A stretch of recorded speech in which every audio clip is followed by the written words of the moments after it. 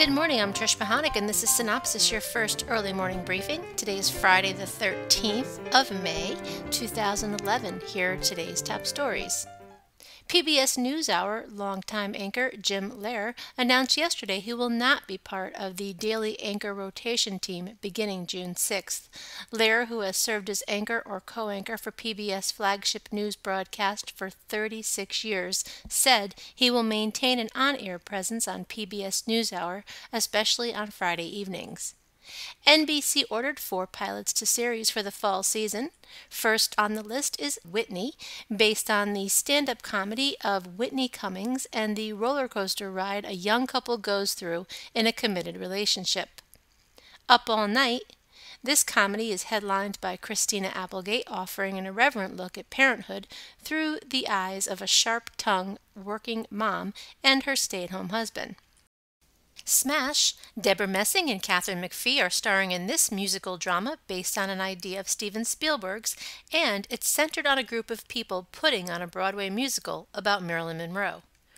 Prime Suspect, American adaptation of the popular and award-winning British series starring Maria Bello in the lead role as a female detective who works in a tough New York precinct dominated by men. NBC also granted spy series Chuck a 5th season renewal for at least 13 episodes. And also in other news at NBC, starting June 7th, they want more of its singing competition series The Voice, and it's expanding each live episode to full hours. Through June 28th, The Voice will air from 9 p.m. to 11 p.m. following America's Got Talent. And over at CBS, the network renewed Rules of Engagement for another season. Despite being moved around on CBS' schedule, the sitcom has averaged 8.5 million viewers this current season. And BET Networks expands its relationship with Salem and Mara Brock Akil, the current executive producer of the network's comedy The Game. BET Networks signed the husband and wife team to a multi-year deal where they will develop new shows for BET Networks. Sci-Fi is planning a spin-off of its Warehouse 13 original dramedy series with the plot revolving around the character H.G. Wells, cites THR. Warehouse 13 is due to premiere its 3rd season on July 11th, and in its 2nd season averaged 3.4 million viewers. Craig Kilborn forged a development agreement with ABC Studios to write a half-hour comedy script. If the project is ordered, Kilborn would duly star in and produce the comedy. And Mary Carrillo joins Tennis Channel as part of the network's French Open and U.S. Open broadcast teams. Carrillo begins her new post in 2 weeks, where she will also conduct interviews and offer analysis for the French Open in Paris. And a new edition of Say Yes to the Dress, Bridesmaids, launches on TLC July 8th at 10 p.m. The latest chapter in TLC's franchise will offer viewers a behind-the-scenes look at the Bridesmaids salon at Bridals by Lori, based in Atlanta. And over-the-top bachelorette parties in Las Vegas are the focus of Oxygen's new weekly fall series, Bachelorette Party Las Vegas. Hi, I'm John Cox, and 2 years ago I loved the pilot for Justified as it filled my withdrawal need for Jack Bauer. In that pilot, the main character, Raylan Givens, did little talking and used his gun more than his mouth. But as the series carried on, something odd happened. He became, well, civilized. If I was ever to meet a real U.S. Deputy Marshal in real life, I most certainly would want them to be civilized. But come on, this is television. I want action. I want adventure. I want Clint Eastwood, the man with no name.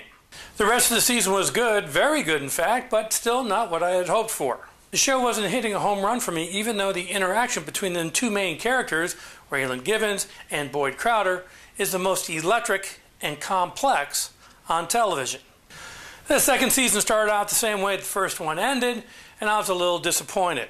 But the second half of this season of Justified has been so riveting, you would think it was on AMC. This show is so good that when it ends, I actually get a little sad. Yes, I know, I need help. Last week in the 2nd season finale, it was about as good as television as you're ever going to see. But let me caution you, if this episode is the first one that you watch at Justified, it won't have the same impact that it will have with a devoted viewer. This show is way too complex and intelligent to get in just one episode, But if you haven't watched it, get on demand and start catching up. And by the second season finale, you'll be saying, just like me, wow. I'm John Cox, and that's just my opinion. Thanks for watching.